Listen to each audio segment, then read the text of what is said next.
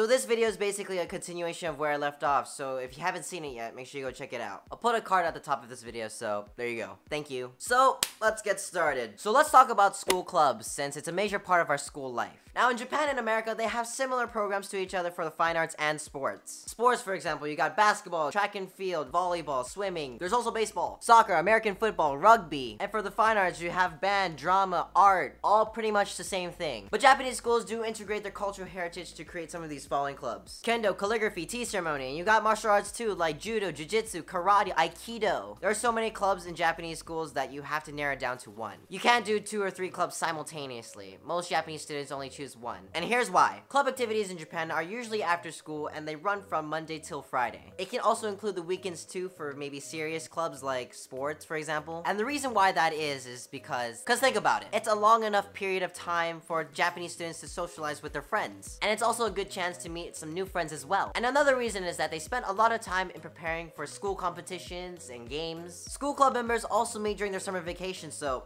dedication right there. I mean, it's not all that bad. It's really, really fun to be in a club. I'm just saying that at least 99.9% of Japanese students join a club, and if you come to study abroad for whatever reason in Japan, and you don't join a club, it's gonna be hard to make friends, because your friends won't have time for you. Just join a club, okay?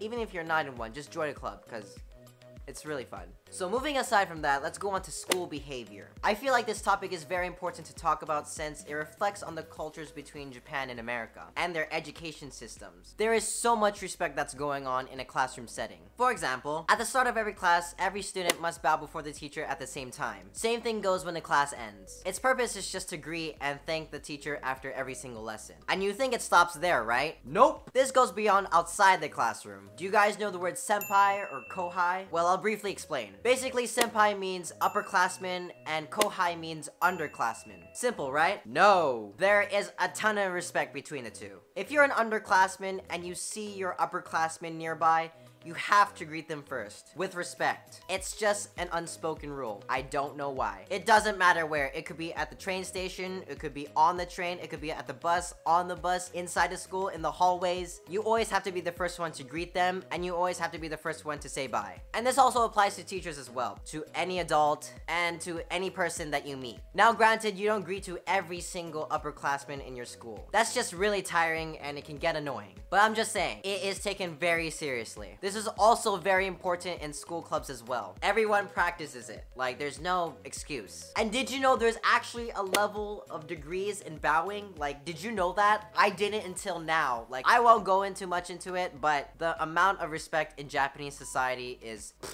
really high. Now see, you don't see this in American culture. Everybody's just friends with everybody. There's no boundary between people. It's just, we're pretty much open with everybody. That's why other countries see as Americans as super friendly and nice and sociable. And that leads to some stereotypes for Americans as being loud, obnoxious, maybe even rude. We just invade your bubble space. I can't put it to better words, so sorry in advance. Now the last thing I want to talk about is the views and perspectives of the education system here in Japan. I'm not talking about college. That's a whole different ball game. The American education system is not a perfect system, but it does have a few good points. For example, in school they try to make you think outside of the box. Not all teachers follow the curriculum given by the state. They just tweak it a little bit. Some creative methods include creative writing or art assignments or maybe group projects, senior projects if you have them. Those kind of teachers make you think. They make you use your brain. And that cognitive thinking will help you remember the topic at hand in your own way. It's better than looking at some questions from a book and then answering them on your own paper. Like, you're not gonna remember that. School teaches you that there's more than one way to learn a topic at hand. That's the general idea. But in Japanese schools, it's pretty much straightforward. The basic goal is just to study for the test.